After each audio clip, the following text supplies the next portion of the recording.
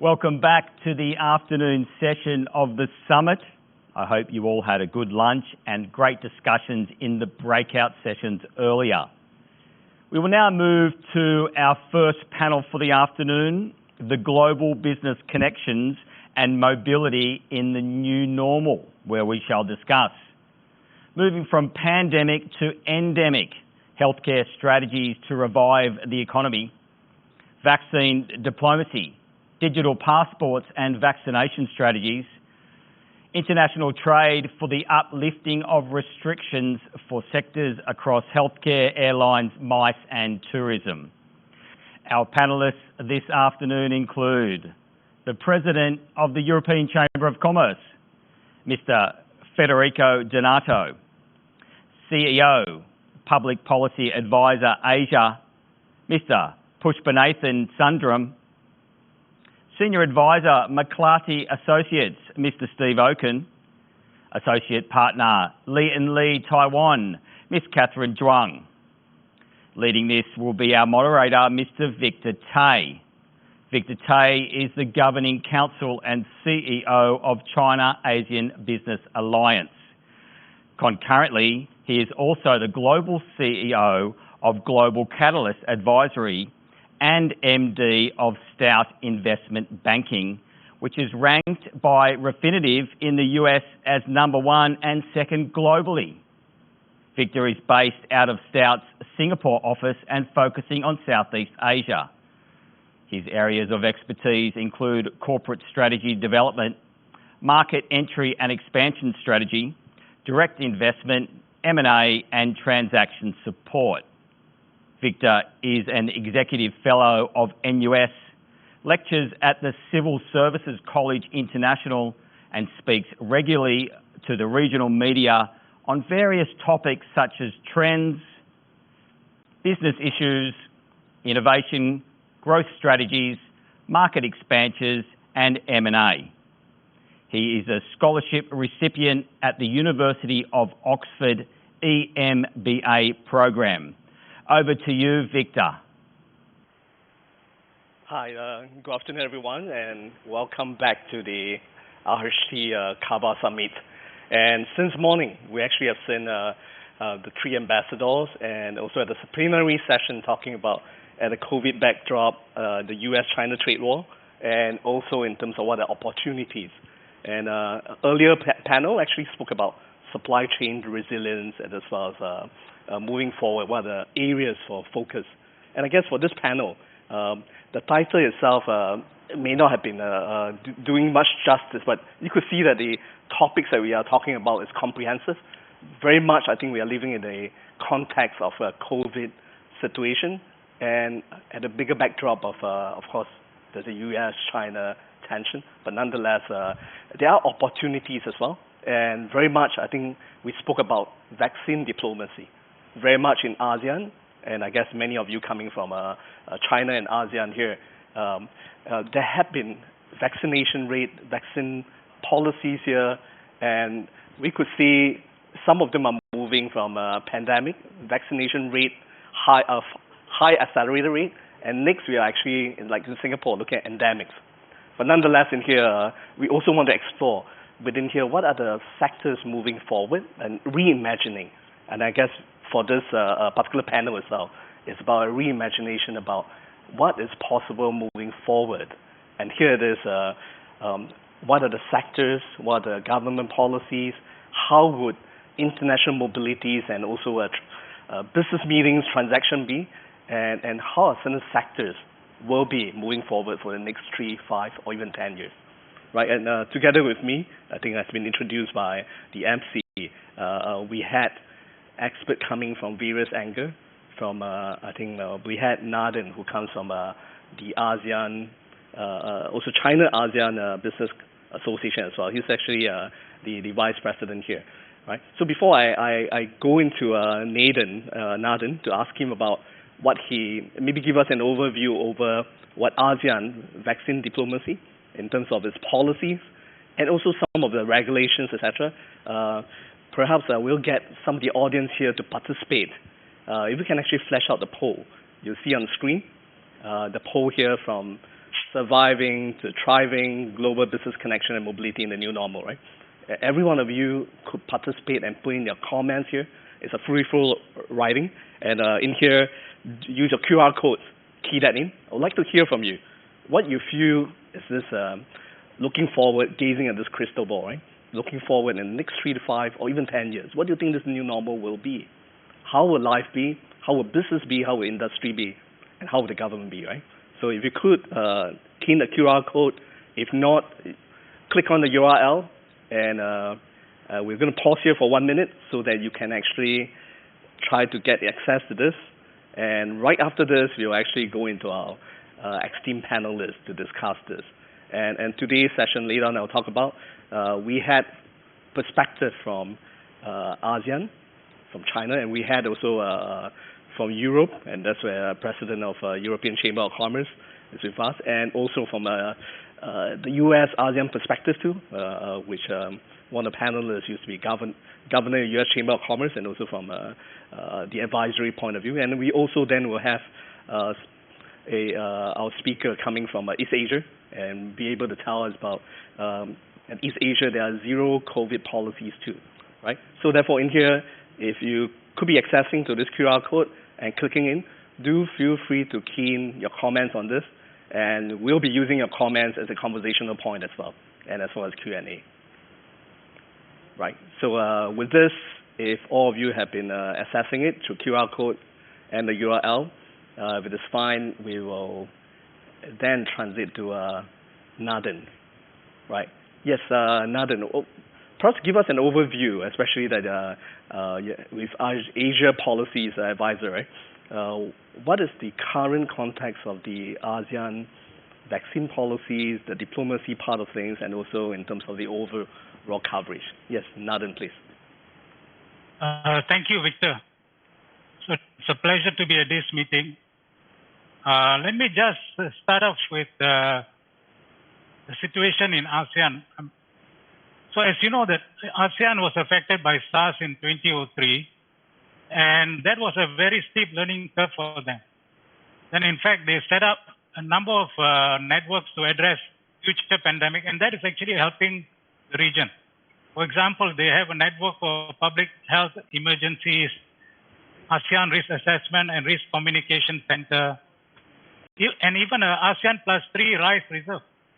So all these processes they have established in 2003 is actually helping them in terms of coping with the COVID situation.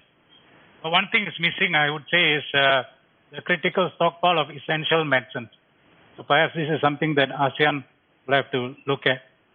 In terms of the response, right, I mean, ASEAN health ministers, in fact, met on the 30th of June to discuss the COVID threat. And it was followed by other key ministers who were involved in their specific meetings like trade, agriculture, labor, and so on. Even the ASEAN leaders met on 14 April in 2020. So why is it important? I mean, some of them will say this is just talk shop, but I think it's important because ASEAN has given a message that it's not turning inward and it's open to business and trade despite their supply chain being affected. The ASEAN will ensure flow of essential goods and services. Here I must also mention food security and food sustainability are also amplified.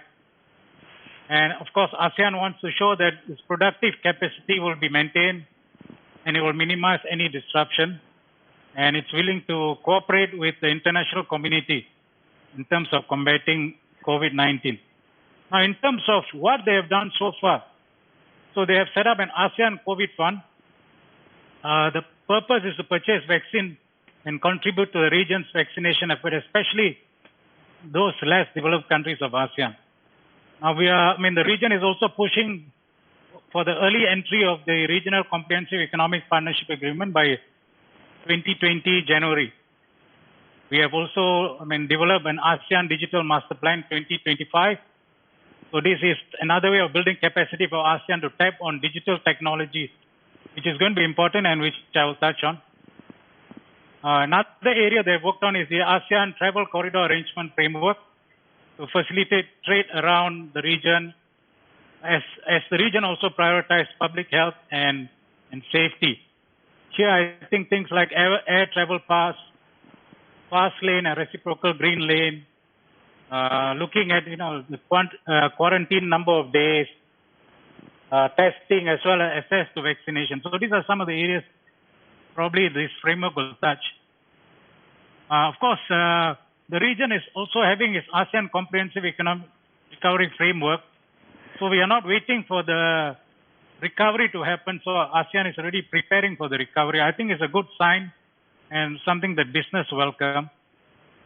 Then, as Victor, you have mentioned, right, there are other issues in the region. For example, the rivalry between U.S. and China, the South China Sea issue, the Myanmar issue. I mean, we cannot ignore these issues while we tackle the COVID situation. These are issues that ASEAN will have to look at it head on and see how it can balance the situation, bring stability to the region as it tackles the pandemic. Now, in terms of impact on ASEAN economies and business, I must say that policymakers are caught in this dilemma, lives versus livelihood.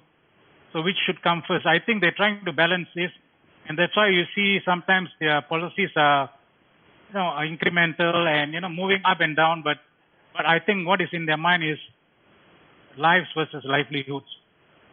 Now, Southeast Asia also knows the importance of the supply chain and how this is affecting others. For example, Toyota Motors, for example, reduced its production because of the supply chain effect in Southeast Asia, right? Then Southeast Asian countries are also worn down by successive round of lockdowns, and I would say increasing sense of exhaustion among the people. For example, Vietnam, lockdown has high manufacturing costs for exporters and manufacturers, and there is now the Delta virus spread. So there's a concern among the global supply chain on this. So ASEAN is also moving towards shifting gears from pandemic to endemic, how to learn to live with the virus. And I think the focus is very much on looking at fully vaccinated people traveling and doing business in the region, right? So in terms of forecast, if you look at the forecast itself, I think the region is quite stable. What the economists have predicted is if government spending remains robust and monetary policy is accommodative, the Delta outbreak is unlikely to affect growth significantly. However, if the pandemic drags on, negative long-term impact will be felt, especially unemployment, poverty rates, food security.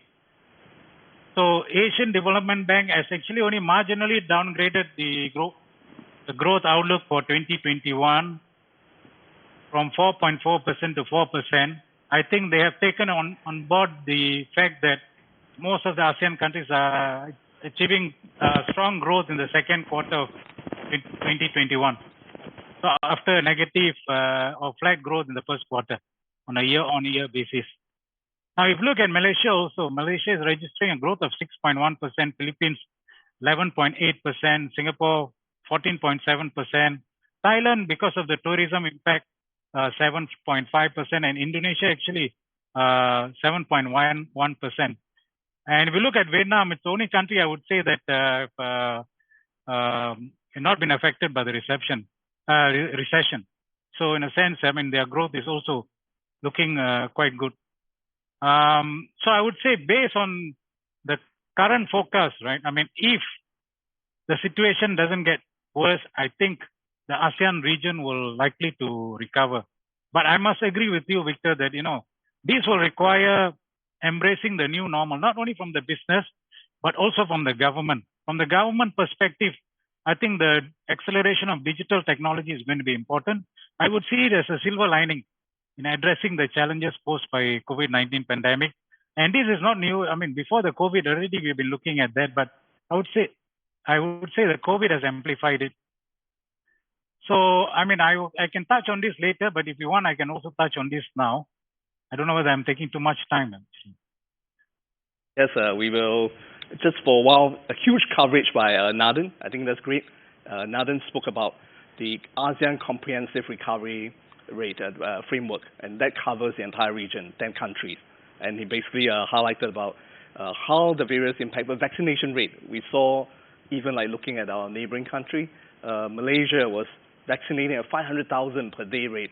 So it was huge improvement rate, and looking towards, like what Nathan said, a full recovery and also a full vaccination throughout the whole region. And Nathan also highlighted about in terms of economic impact in here, we could see that in economic impact wise, no doubt certain countries for last year would have actually has suffered some slowdown, or if not a declination. But nonetheless, I think Vietnam has highlighted. I think in there he was able to buck the trend and still be able to persist for its manufacturing GDP aspect. So with this, maybe allow us to move to another region and look at what the other region in contrast, right?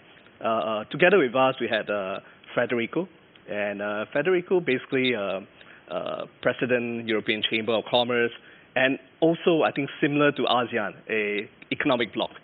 In here, I guess EU is one of the earliest region who actually started to liberalize in terms of the way they look at how COVID situation is. The mobility and interstate travel, cross-country, etc., cross-border, were already there. And in fact, we saw last week, Denmark was actually highlighting that they will remove all the COVID regulations, and therefore it's actually all back to normal. It's almost in an endemic state. So perhaps give us a rundown over the overview of EU, what the COVID situation right now, the policies, and also in terms of some of this coverage from their policies and even down to the economic impact. Yes, please, Federico. Well, very gladly to try to contribute on this. To be fair, though, I think that we should also see how we got here, because every time I learned, you speak about COVID in the last 2 years, depending on when you give your interview, 1 month or the other one can be extremely different. And if you talk the month they close, you're saying something, and the month they're opening, you're saying something else. But I look at it as a marathon, and if you look worldwide, you have a situation where some countries did extremely well in containing the pandemic, and I think definitely Southeast Asia, Singapore, Vietnam was one of the best ones probably in containing the pandemic. Europe and Western countries in general did quite bad. I'm Italian personally. Italy was one of the most affected, like many others. US was also very affected. Then you had countries with vaccination coming, which were very early adopter, very fast, arranging a super fast and effective campaign, US and Israel, for example. And they got very quickly up to very significant number of vaccination, 50% and so. And then you had countries a bit slower in the vaccination start, like Europe, which probably now look better in terms of vaccination, because I think we are close to 72, 73% Europe-wide. Some countries, 80% with first dose. So it's going well, probably thanks to less no-vax and anti-vax kind of movements and politicization. So just this to put it into perspective. You have countries like Singapore, for example, who did probably very well across the board because pandemic was very well contained in the beginning. Vaccination started probably a bit too slow given the resources and the money that this country has available. It reached a very high level, and now it is a crossroads. What do we do? Do we accept endemic? We don't, and we will see what's happened. Europe nowadays, as you said, it's open. Many countries removed the restriction, as you said. Denmark. I was there myself 1 month ago. I do have to see. Generally, I traveled a bit around, and for what I hear from companies, from friends, from members and clients, I think it's pretty fair to say that people are living with the virus. People are living, I think, cautiously with the virus, maybe in some party area or where there is a more young population. Let's not be entirely true, but I'm saying generally speaking, with vaccination above 70%, schools reopened. The summer was a normal summer. Maybe people traveled a little bit less across Europe, but extensively within their own country of origin, and some also across Europe. And numbers look well. Now, I want to be cautious because autumn is starting and winter will come, and I think that's crucial to monitor for countries that have seasonality of that type, what's happened then. Because even last year, if you wish, summer looked great, and then autumn and fall were a terrible surprise. But I have to say now vaccination is the new kid in town, which is changing the whole storytelling. If I may be slightly provocative, I come here today with a motorbike because I'm a rider and I love to ride motorbike. And because I'm below 65 and because I'm fully vaccinated, I have much lesser chance to have to get COVID and die from COVID than by a motorcycle accident. That means that actions that we do every day are much more dangerous than this one. I don't mean to play it down. We have to be cautious. We have to, do the vaccination, the sanitizing, and so on. But we have to go back to life. And we owe that back to life because we owe it to the families, to the mental sanity, to the children who have to grow up, to the companies that have to do business. In Europe, it seems like that. It is a tremendous effort. I think that Europe has probably one single advantage that nobody else has today. Europe always tried to remain open. But that's because closing among countries will mean saying Europe doesn't exist anymore. Because it will say Schengen doesn't exist. It will say that the inner meaning of being Europe and European Union and being European will be hindered. The luck is that the majority of the trade that the European countries singly do is intra-states, Italy with Germany, Germany with France, and so on.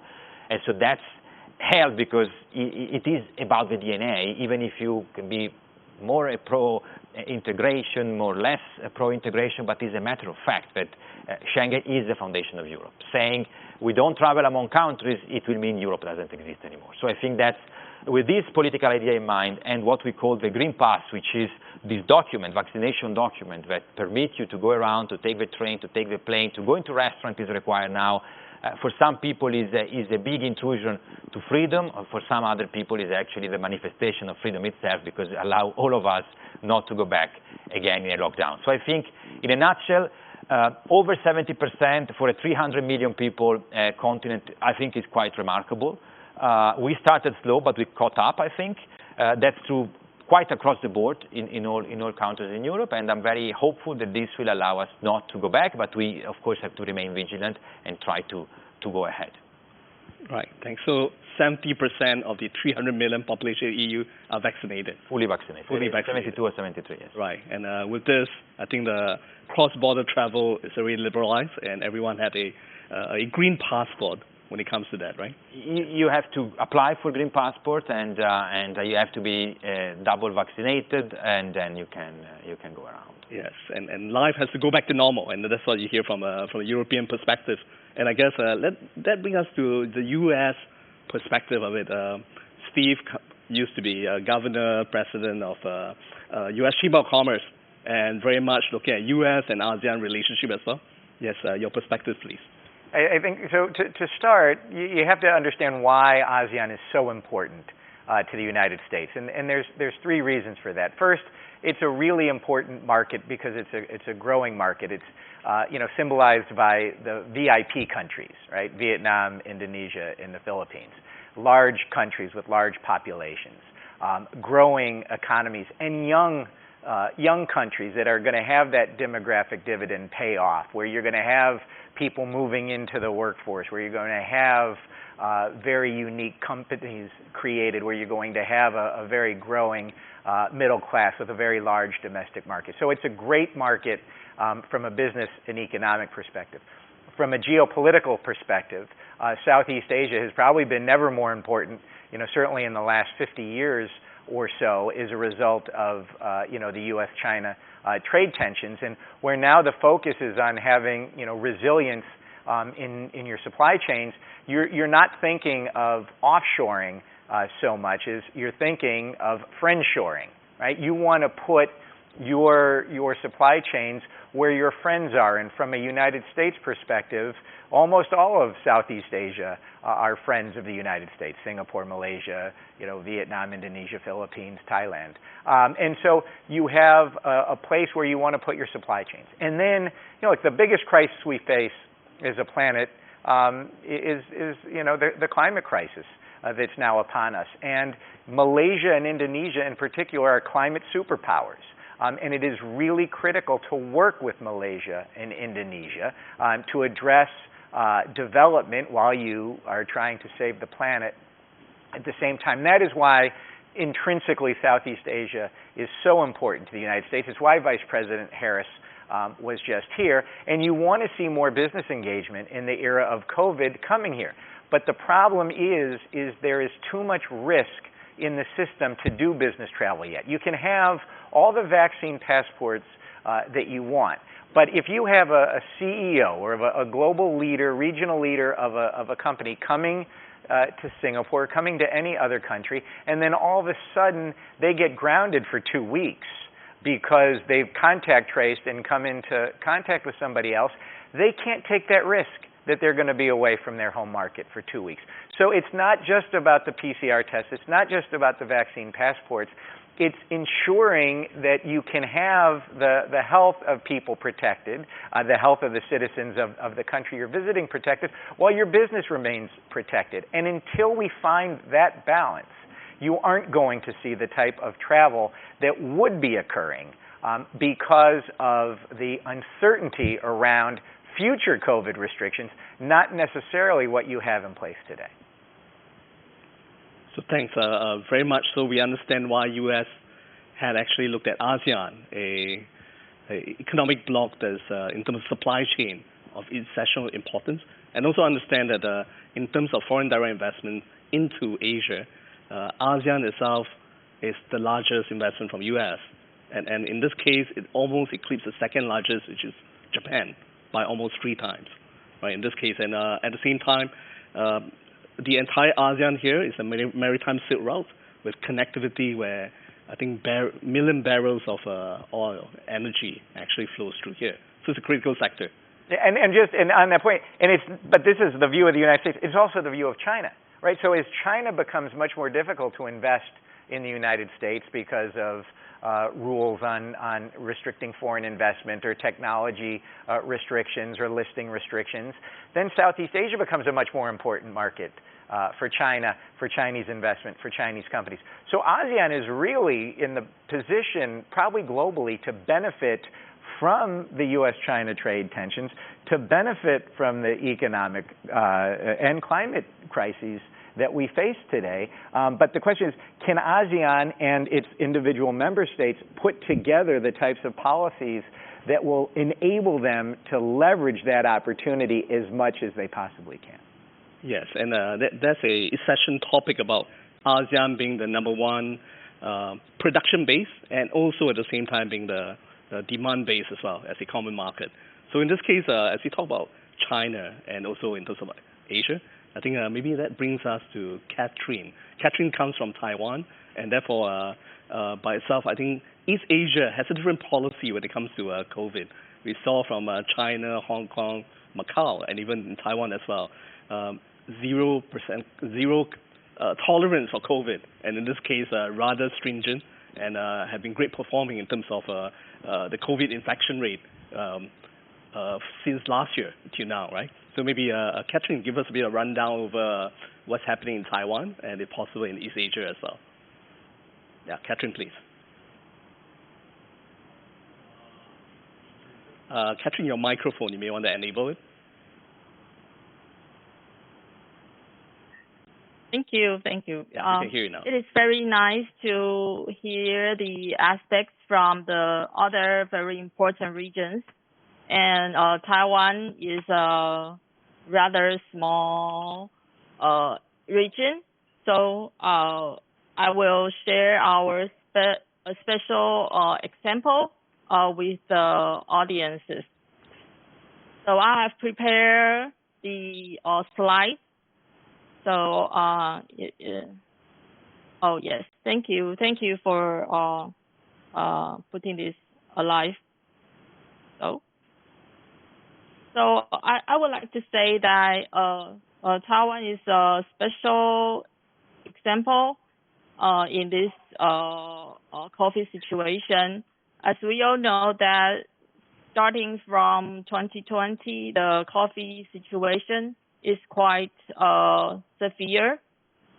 There is a serious hamper to the global economy. So you can see that there is a great recession in 2020. Yeah, but not Taiwan. We remain have a good economic growth in 2020, and we should be able to have continue raise in 2021. I think it is because we have a good balance between the economic control and our regulatory control. So there's a dynamic interaction between this our economic situation and our regulatory. So we have actually in 2020 we have 2/3 of the time that we are without any local cases, and which enable us to keep a normal life in Taiwan, and so our economic can continue to have a normal running on these days. So we can see that the quality of life in Taiwan is still ranked high because our GDP growth is continue, and our healthcare coverage is good, and we have a high quality of life here. So you can see that there's a good balance reached. So actually, there are several stages for the pandemic in Taiwan. For the starting of the pandemic in early 2020, and then to June that we have some relaxation about the situation, and then in the May to August this year, when most of the other countries in the world are now relaxing, we at this late point of time we face a raise of our cases locally. So our government do have the pressure to quickly respond to the situation, to cope with the situation, because we are seeing other countries are relaxing their lockdown, but we are starting our lockdown. So the government has the pressure to have some regulatory measures to try to alleviate the situation soon. And then after the late August, I think the whole situation is now in good control. Okay, so in early last year, you can see that our government has a very quick and early response to border control. So and we have a lenient policy for business action between the borders. So business people can still come to Taiwan, and we have the name-based face mask scheme, and so that allows that we can continue the business and control the pandemic situation at the same time. So we have this face mask systems to allow that everybody has the face mask, and then we do have successful combating in the first wave. So in like March last year, our daily life is like usual, and we can have outdoor trip as usual, but everybody is wearing a face mask. And then in June last year, I think everything's back to normal, because only that you have to wear face masks in some public places, but everything is quite everybody comply with this rule. So we have self-discipline to ensure our freedom. You see that the year-end party last year, everybody is wearing the mask so that we can have party and daily local life as usual. So, okay. So after this year's May situation, you can see that the cases started to rise in May. That we have at the highest peak, we have around 500 cases one day. That's our peak. So so at that time we started to have more control over the our local environment. That we closed our cinema and gym, started to work from home for these 3 months, and school are closed.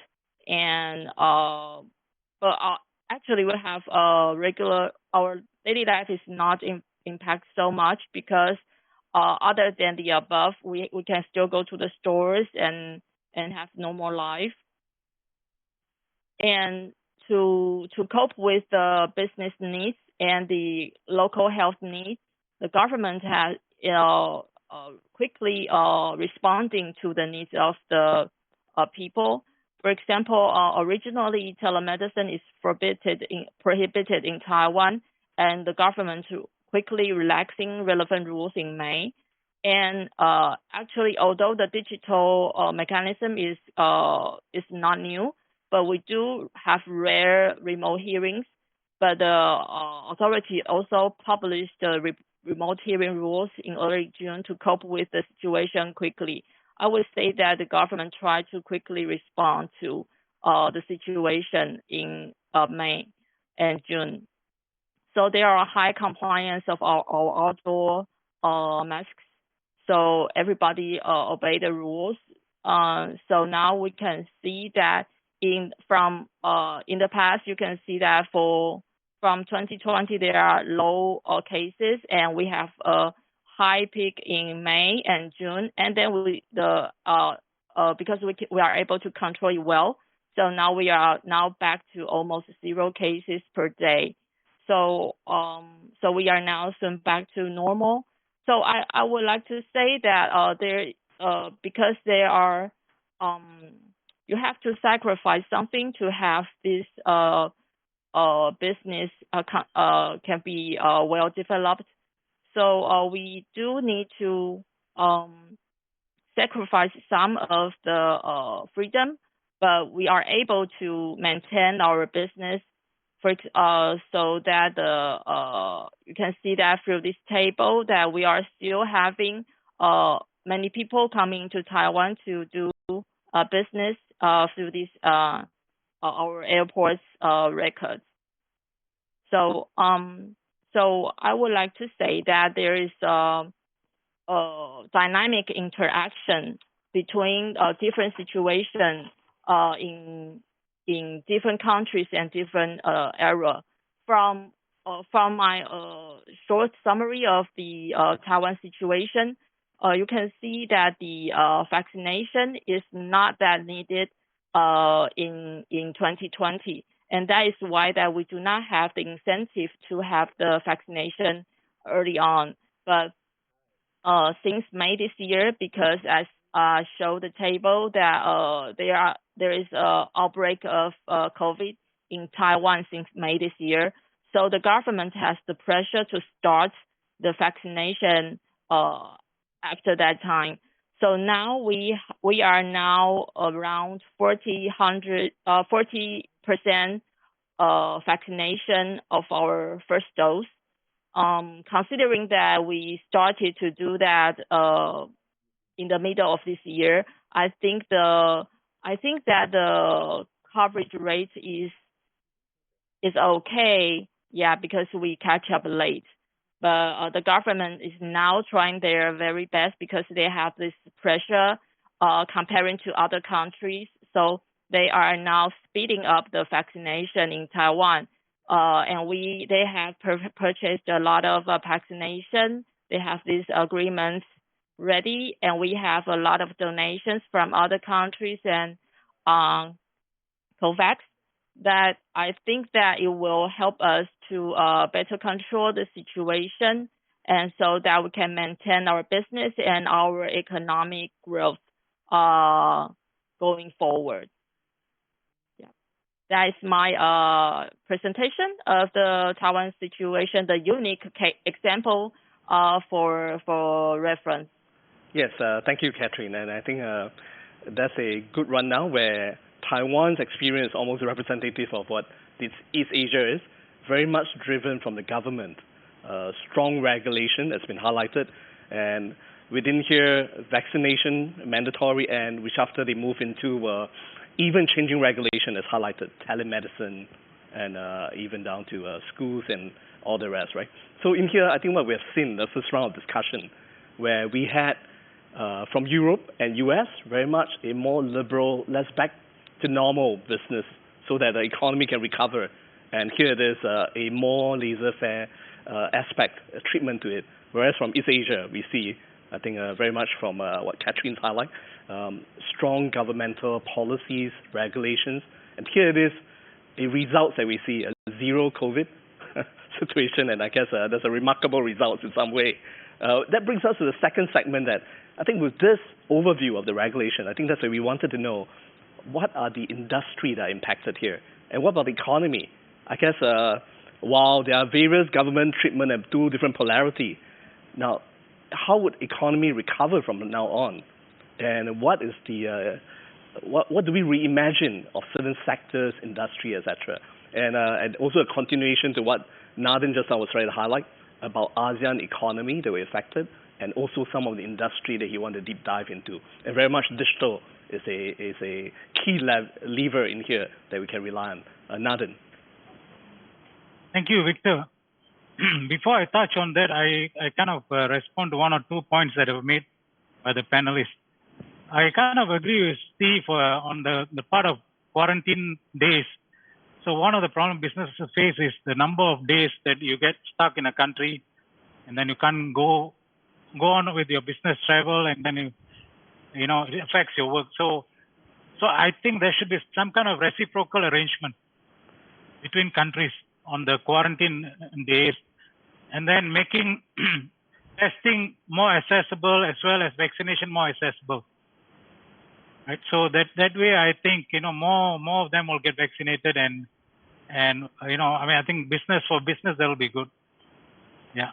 In terms of policy, I was talking about just now about the importance of digital technology, and I must say that because of lockdown and social distancing, the adoption of fourth industrial revolution technologies become important, and all of us are kind of experiencing that.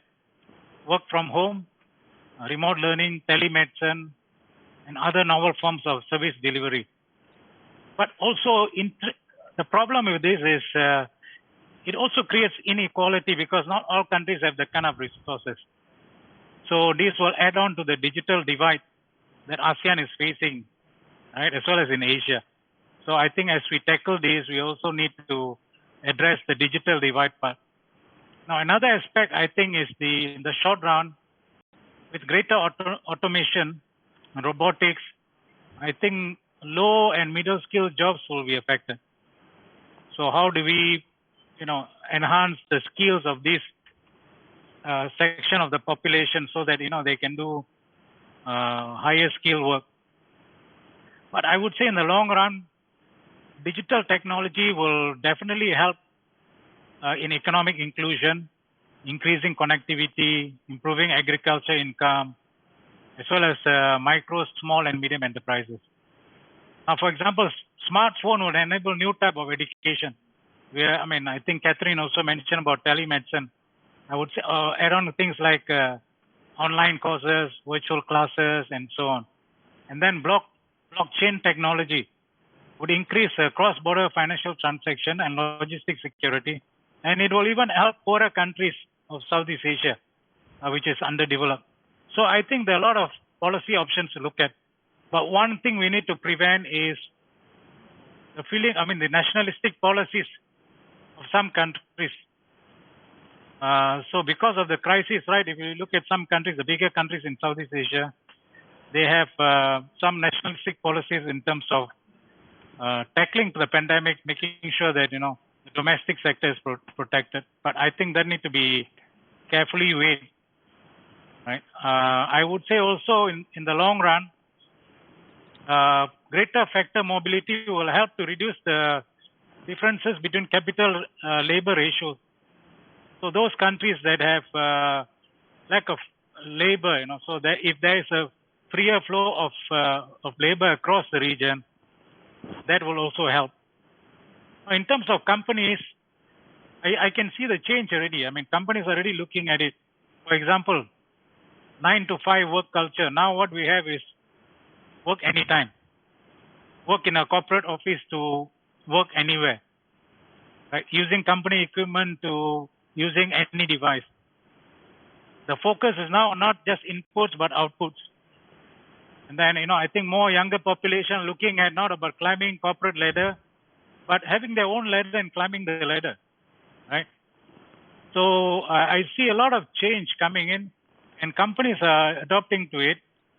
Of course, some of them will take time, but others, I would say, are kind of focusing on this and, moving in that direction.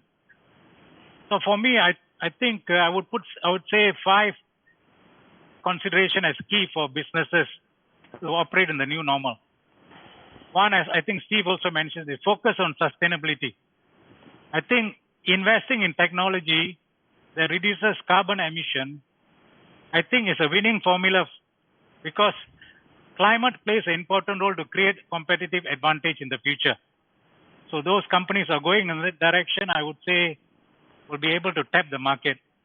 Second is embracing cloud to transform business. I think many of the companies are already doing it.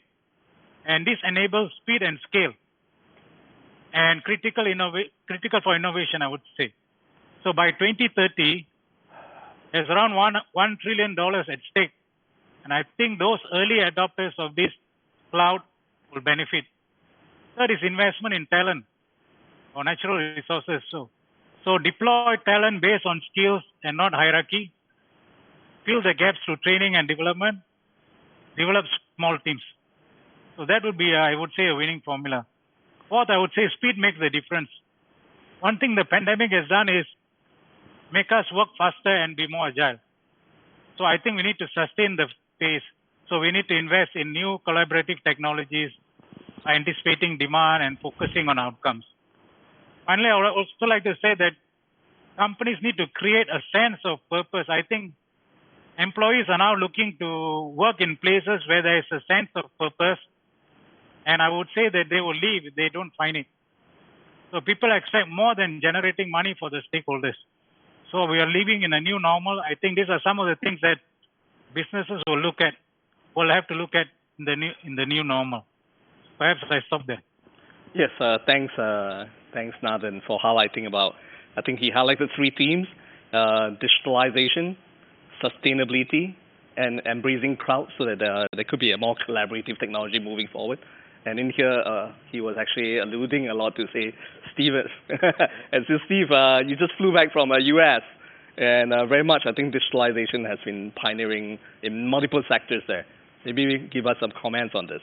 Well, the issue, Nathan's exactly right on moving into the digital world and, all the sectors we talk about now. Obviously, we've always talked about fintech, financial technology, but now it's ag tech, ed tech, health tech. Everything's got a tech thrown onto it, and all of that, is around digital trade. And there's 2 real concerns when there comes, to digital trade. There's data privacy, and there's data security, right? So governments want to make sure that your data does not get abused by the people who you're giving it to. They want to make sure that the privacy of your data is respected, that it's just not sold off. They also want to make sure that the holder of your data does so in a secure way, that the data cannot be hacked and stolen, as happens quite often. So you have data privacy and data security issues. And so you have governments coming up with rules for data privacy and data security, coming up with their own rules quite often that are not interoperable when it comes to those 2 issues. Nathan also mentioned the cloud. And then, the other issue you have is governments are all now talking about data localization. You know, if the Vietnamese are saying, well, if you're going to have Vietnamese citizen data, that data needs to stay in Vietnam. And if the Indonesian government is saying that Indonesian citizen data has to stay in Indonesia. Well, that's exact opposite of the cloud if you have data localization. So what we need to get to get to that vision that Nathan talked about, where we all want to go, you need to have digital trade agreements. You need to have digital rules of the road. You need to have ASEAN coming together, or at least countries within ASEAN coming up with digital trade agreements that involve the United States, that involve the EU. Hopefully, we are going to see that happen. Hopefully, we're going to have some digital trade agreements building upon what Singapore has already done, what Australia has already done, what a few other countries have already done. But until we get there, until the policy is in place to protect data and ensure companies can take advantage of that cloud, we are not going to get to the vision that the pandemic has accelerated us to, with work from home and working from different locations and from ordering online and all of those other things that we've so gotten used to in the last 18 months or so. Yes, thanks, Steve. So basically, Steve highlighted, I think with the technology introduction, it also lies within here tension, data privacy, and also in terms of digital divide that Nathan actually highlighted earlier. And also alluding to it that I think ASEAN within this region will also have to think about a digital trade agreement. I guess in here, Singapore and US just signed the cyber security agreement recently, and this probably will set a precedence and a pioneering aspect for the rest of the world or this region. And that brings me to, I think we talk about digital divide, we talk about into sustainability, even collaboration. EU definitely, in terms of sustainability, is ahead of, we had sustainability rules, environmental rules, as early as 1970s in the EU. And I guess digitalization, we had also seen EU pioneering a lot of this. So maybe give us a bit of a rundown about the industry changes, the sector, and in this aspect, Federico. Well, I think that COVID just functioned as an accelerator, not necessarily as a tremendous change of what things were already on track to be. As you asked, as it was just mentioned before by Ned, and I think that sustainability definitely is one of the main trends. And what I'm most pleased about, you referred to the 70s, yes, the sustainability or so-called the green agenda in Europe has been very big and started very many years ago, back in the 70s. I remember growing up in the 80s, in the 90s in Europe. What I'm really happy to see, and I more and more involved, more recently I also joined Global Compact chapter here in Singapore. The chamber I chair has a massive program on sustainability, a business award on sustainability, so we're trying to do a lot there. What I love to see is the change from a very ideological battle and the political arena, but confined there, to something where we finally understood sustainability can make money, sustainability is needed, can save money by mitigating costs, by mitigating risks, and by mitigating climate risk, climate-related risks, and more things to come. So there is a lot of money to be made. There are jobs to be made. And I'm very happy to see that even Singapore now launched a very ambitious plan, the Singapore Green Plan 2030. I think it's something that we are looking with a lot of curiosity. I have to say I'm very proud that in the last 3 years alone, our engagement with Singapore government has increased tremendously in the talks on electric vehicles, in the talks of many other, on plastic recycling, and that's also true if you think that even at ASEAN level, at the presidency of this year, sustainability is a focus. So I believe that this increased massively during the pandemic, as fast and as much as digital probably, because both these trends were there, and I remember endless conversation in trying to say how we help companies to be more digital, how we help companies may be more sustainable. It happened. It happened with COVID accelerating this, and I think that's at least a positive outcome from something very tragic and very complex. But before we move on, I wanted to make just one side comment in which I really believe in. The business is important. The numbers coming out of businesses are important. We lived with the illusion that work from home can solve the issue. We live with the illusion that business as usual can go ahead. I have my serious, strong doubt on how much creativity you replace working from home, how much you train your younger people who are 25 or 22 coming into the workforce. We will see the impact of kids being in college without the best part of college. I think that's important to study in a good school, but it's important to also to have your fun life experience out of there. And I want to conclude there, it's really paramount. We also go back to the social dimension, study what's happened because there is an impact in that, and never forget, pneumonia and flu made 6,000 casualties in this country in 2018. It was 6,000 casualties in Greece, I guess, in 2018 versus 10,000 since the beginning of the pandemic in Greece. I'm not saying it's not important, but I'm saying we have also to move on, provided vaccine work and vaccine defend us from mutation. Yes, thank you. So that gives us a timely reminder about vaccine policy, and having vaccination will allow the society to slowly open up and also businesses back to normal. And that brings us to, I think, Catherine to actually talk about East Asia. I guess hearing from about digitalization, sustainability, and how businesses and industry has transformed. Catherine, you may want to comment on this. Thank you. I think that Asian countries are also very important for Taiwan. For example, we are having a high technology industries cooperation with Singapore, and of course we need a lot of labor manpower from some of the Asean countries. So our government also have been implementing rules, quickly responding to the COVID situation, so allow that the cooperation can continue, and the manpower can still, we can have this cooperation between our countries with ASEAN countries.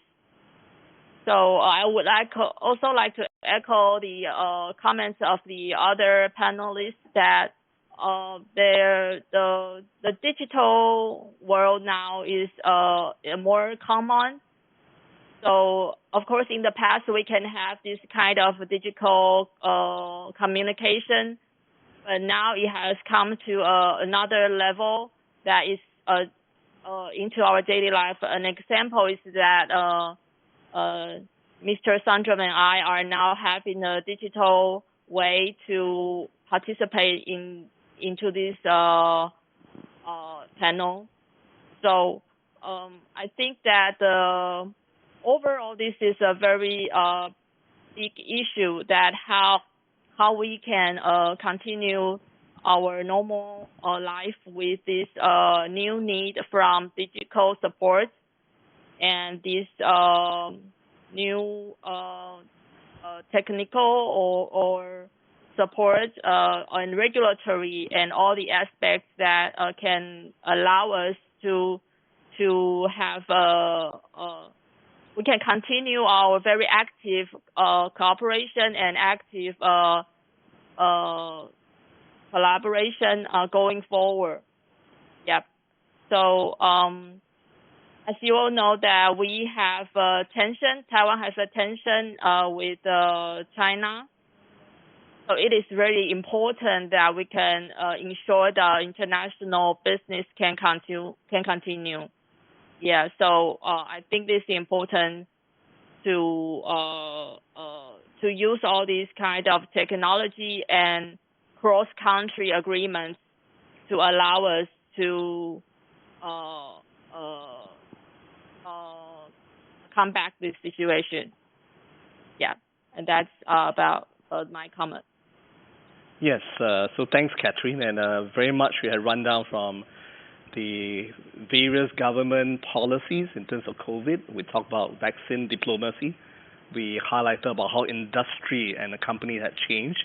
And we spoke and compare and contrast of various regions from ASEAN, Asia, EU, America, right? And in this case, I think very much we're into the last few minutes of the seminar and or the panel. Perhaps I guess I could actually get one more round hearing from everyone on what you feel on the stable state somewhere 5 years down the road. How do you think that this stable state will be? Would it be as pursued now, traveling, PCR test, crossing customs, having to do the SHN and the quarantine, right? It takes a bit of imagination. Would it be that most of it that maybe no more traveling is not required? Let's do all Zoom, just like what we are doing right now, virtual space. Even Mind's industry can be replaced with in a green studio like this, as we actually talk, and with audience participating. So with this, maybe as we go around with the last round of discussion, that maybe we'll start with Federico first in the imagination, and next Steve, then later on Catherine, and push Nathan to end it. Yes. Well, I think it will be a blend.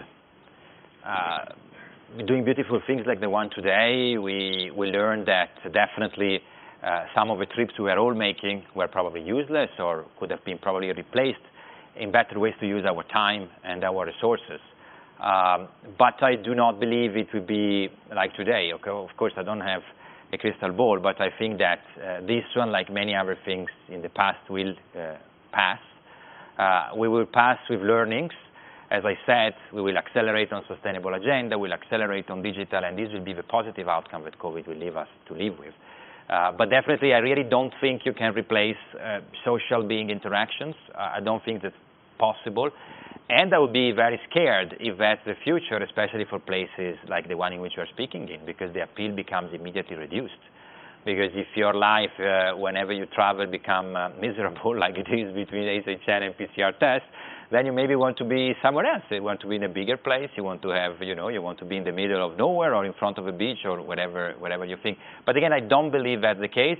And the proof for it is that every single time I'm sending in-person invitation, it's always fully accepted. People, when you invite them on something today, they're just, finally an in-person meeting. So I think that's the beauty of human being interaction. That will stay complemented, of course, by resources, and the beauty of having guests at events that come from very far. In the past was perceived as something, the guy's not coming, so it's less important. Now, it's not true. Important is to have the quality of the event. This hybrid will stay, but this won't replace, I think, the experience, as I was referring before, of the kids in campus. It won't replace the interaction in office, the creativity you have to produce, that in the end of the day, you need to feel the people, you need to see the people, and that's my very personal view. I hope the trips are already back in many places. With vaccinated lane, like the one we have with Germany. I'm very happy again there is a European country there. Asean are being reduced. Asean can be served at home. So there are already, indeed, if you put it in a longer-term perspective, massive and giant moves ahead, because you're already at Asean at home from half of Europe, for example, vaccinated lane, and this could be already much better, provided that we're still on a still walking on eggs in a way. So let's see, I referred to the marathon in the beginning, but we don't know at which stage of the marathon we are actually. Right, industry will change, sector will change, but it is essential for human interaction. Yes, Steve. In a way, I think the pandemic's almost going to be irrelevant to the decisions we make 5 or 10 years from now, and it's going to be based on the environment. What are your greenhouse gas emissions when it comes to getting on an airplane and going to a conference or traveling for work? What's going to happen when it comes to pricing on carbon border adjustment? What's going to happen when you start doing life cycle analysis for all of the products that you use? What's going to happen when you start having to calculate Scope 1, Scope 2, and Scope 3 emissions? All of that is coming now. And if not 5 years from now, 10 years from now, that is what is going to drive the decision making. And so yes, we're going to get past the pandemic. It is going to be painful. It's already painful right now in having to comply with all these restrictions, and it's going to ease up. But I'd be much more concerned about the environment and how my life is going to change because of that, to make the planet survivable, as opposed to what the pandemic is going to leave us with 5 or 10 years from now. Yes, and Catherine? Catherine, your comment, please. Yes, I think that things have changed forever. Yeah, because as the other panelists have commented that, going forward, we will need to put this into our consideration. This is now an important factor for every aspect of our decision. So, although I'm still quite optimistic about the future, yeah, but this is something that's going to change our life forever in the future. Yeah. And Nathan? I'm also very optimistic of the situation. I think as human beings, we'll learn to live with it. and we have to find a way to restructure the way we do business, we do social interaction, we do other things. And I must say here that our medical advances are very, I would say, very much there, and compared to the days of the Spanish flu. So I think we will make the kind of progress in terms of addressing the issues. But I must say that the economies cannot stay closed. They have to open up, and they have to take the kind of risk, calculated risk. So that's what I think livelihoods are going to be very important as we look at life itself. So I think that is important. And I also agree that the sustainability aspects will be very important because, you know, the next 2030 we will be looking at the sustainable goals again. There's going to be a food summit in another 2 weeks' time, a week's time probably, yeah. And there's a lot of issues. So how do we produce food, for example, sustainability? And Southeast Asia is a very important aspect of it because if there's an environmental disaster, Southeast Asia, which is low-lying, will be affected. So this is going to be a very important aspect that we need to really look at. So I think while we look at the pandemic, we also need to look at the environment, sustainability issues, and how to do business in the new normal. I think is going to be very important. Yes, so thank you everyone that we had actually moved across from sectors to government policies, and at the end of it, we heard that digitalization, sustainability, collaboration important. Nothing will replace over human interaction, which is essential. And I guess looking at history itself, we've seen how in the past from the Black Plague, Spanish flu, SARS, H1N1, and to COVID right now, mankind has many times triumphed over it. And with that, we've seen catalysts of new industries and also transformation of businesses. So in this case, I guess it is in the darkest moment in humankind that we actually see where we shine the brightest. So with this, I guess let's give a round of applause to all our panelists here who actually have given all of this essential point. Thank you. Thank you.